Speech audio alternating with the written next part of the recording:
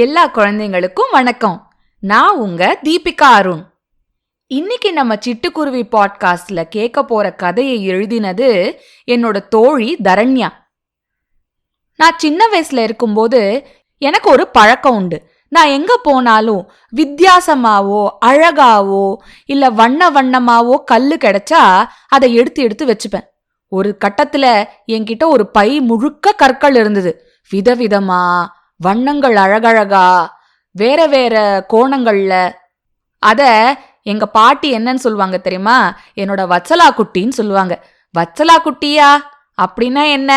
வச்சலா குட்டினா நம்ம புடிச்சு விரும்பி சேகரிக்கிற விஷயங்கள். நீங்க அந்த மாதிரி எதையாவது சேகரிப்பீங்களா? நான் கற்கள் மட்டும் இல்ல, சின்ன வயசுல சின்ன சின்ன டப்பாக்கள், சின்ன சின்னதா அழகழகா என்ன கிடைச்சாலும் அதை சேர்த்து வச்சுப்பேன். இன்னைக்கு நம்ம கேட்க போற கதையிலயும் ஒரு கல்லு வருது. ஆனா இது ரொம்ப ரொம்ப அதிசயமான, ரொம்ப ரொம்ப அழகான, ரொம்ப ரொம்ப முக்கியமான ஒரு கல்லு. இத பத்தி நம்ம பார்க்கலாமா?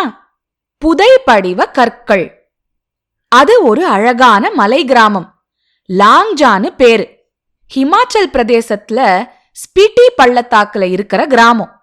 எங்க பார்த்தாலும் பனிமலை, எல்லாமே வெள்ளை வெளியேர்னு. இப்போ அங்க குளிர்காலம். பலமா காத்து வீசும். அந்த காத்துல பனி மணல் சுழண்டு சுழண்டு பறக்கும். அமைதியும் குளிரும் மட்டும் நிறைஞ்சிருக்கிற அந்த கிராமத்துல இந்த சுழல் காத்தோட சத்தம் மட்டும் கேக்கும். இந்த பனி காலத்துல வெளியில எங்கேயும் போக முடியாது. வீட்டுக்குள்ளேயே தான் இருக்கணும். வீட்டுக்குள்ள இருக்கும்போது கொஞ்சம் வெறுமை இருக்கும்ல, கொஞ்சம் தனிமையாவும் இருக்கும்ல. ஆனா ஷிப்ராவுக்கு அப்படி கிடையாது. ஷிப்ரா 9 வயசு பொண்ணு. அவளுக்கு அந்த பனி காத்துனா ரொம்ப பிடிக்கும். அவளுக்கு எதை பத்தின பயமும் கிடையாது. தன்னோட அறைக்குள்ள போய் மூடின ஜன்னல்ல இருக்கிற ஒரு இடுக்கு வழியா பனி சுழல் காத்துல போடுற கோலத்தை பாப்பா. ஷிப்ரா, இப்படி அடுக்கலைக்கு வா, குளிர்ல ரொம்ப நேரம் இருக்காத அப்படின்னு அவங்க அம்மா குரல் கொடுத்தாங்க. அடுக்கலையில தான் அவளோட மொத்த குடும்பமும் இருக்கு.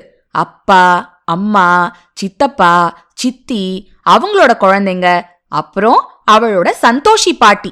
ஷிப்ராவோட அம்மா அவங்களோட முதுகுல கம்பளியால போத்தின ஒரு சின்ன குழந்தைய சுமந்துகிட்டே எல்லா வேலைகளையும் செஞ்சுட்டு இருந்தாங்க. வீட்டோட மத்த இடங்கள்ல எல்லாம் குளிரும். ஆனா அடுக்களை மட்டும் வெது வெதுப்பா இருக்கும். அடுக்களையோட நடுவுல ஒரு பெரிய குமுட்டி அடுப்பு இருக்கும். அதுல நெருப்பு அணையாம பாத்துப்பாங்க. நாள் முழுக்க அந்த அடுப்பு எரிஞ்சுகிட்டே இருக்கும். அந்த இடத்தையே கதகதப்பா வச்சிருக்கும். விறகு கறி, காஞ்ச சாணம், இதை எல்லாத்தையும் எரிபொருளா உபயோகிப்பாங்க. குளிர்காலம் வரத்துக்கு முன்னாலேயே அடுப்புக்கு வேணுங்கிற விறகு சுள்ளிகளை பொறுக்க ஷிப்ரா உதவி செஞ்சா. இப்போதான் வெளியில போக முடியாதே.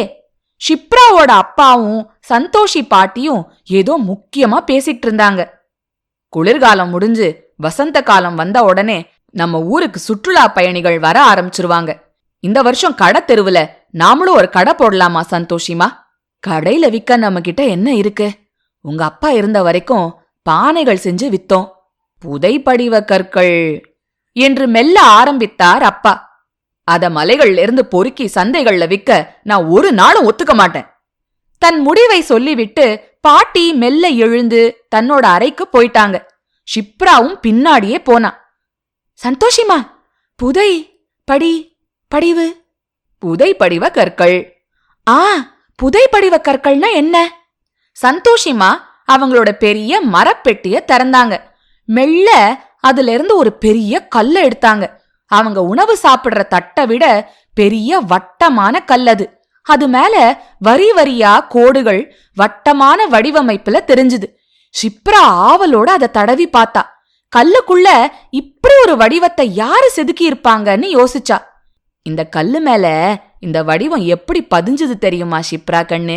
பல 1000 வருஷங்களுக்கு முன்னாடி நம்ம இருக்கிற இந்த ஊரு ஒரு பெரிய கடல் பகுதியா இருந்துச்சு. ஷிப்ராவோட கண்கள் அகல விரிந்தன. கடல் பகுதியா? ஆனா சந்தோஷிமா, நாம ஒரு மலையில இருக்கோம். ஹிமாலய மலைதான் உலகத்திலேயே உயரமான மலைன்னு என்னோட பள்ளியில சொல்லியிருக்காங்க.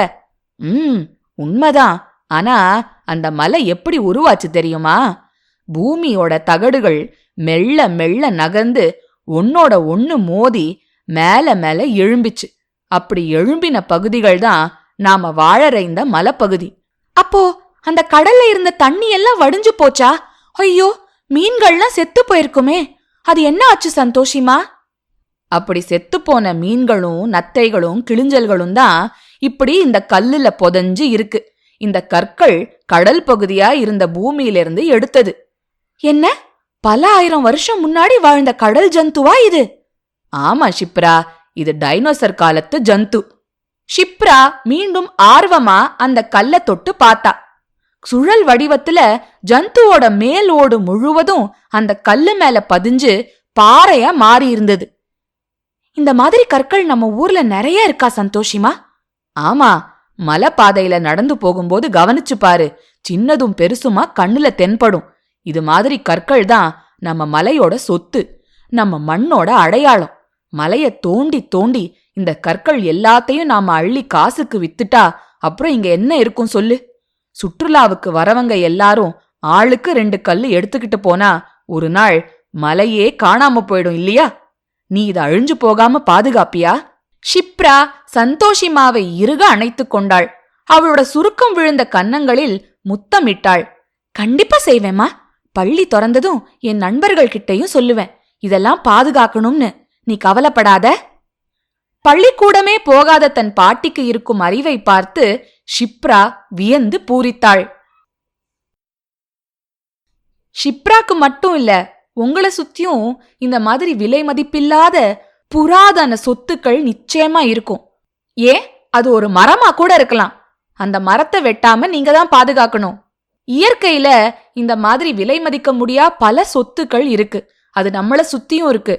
இந்த இயற்கையோட சொத்துக்கள் அழியாம பாதுகாக்கிறது உங்களோட பொறுப்பு. என்ன குழந்தைங்களா, நீங்களும் ஷிப்ரா மாதிரி உங்க பள்ளிக்கூடத்துல உங்க நண்பர்கள் கிட்ட, உங்களை சுத்தி இருக்கிறவங்க கிட்ட, உங்களை சுத்தி இருக்கிற இயற்கையின் விலை மதிப்பில்லாத சொத்துக்களை பேணி பாதுகாப்பீங்களா? தரண்யா எழுதின இன்னொரு கதையோட சிட்டுக்குருவி பாட்காஸ்ட்ல உங்களை நான் சீக்கிரமா வந்து சந்திக்கிறேன். அது வரைக்கும் என்ன சொல்வேன்? ஆமா, அதேதான். சிரிச்சுக்கிட்டு கிரிச்சுக்கிட்டு சந்தோஷமா இருங்க.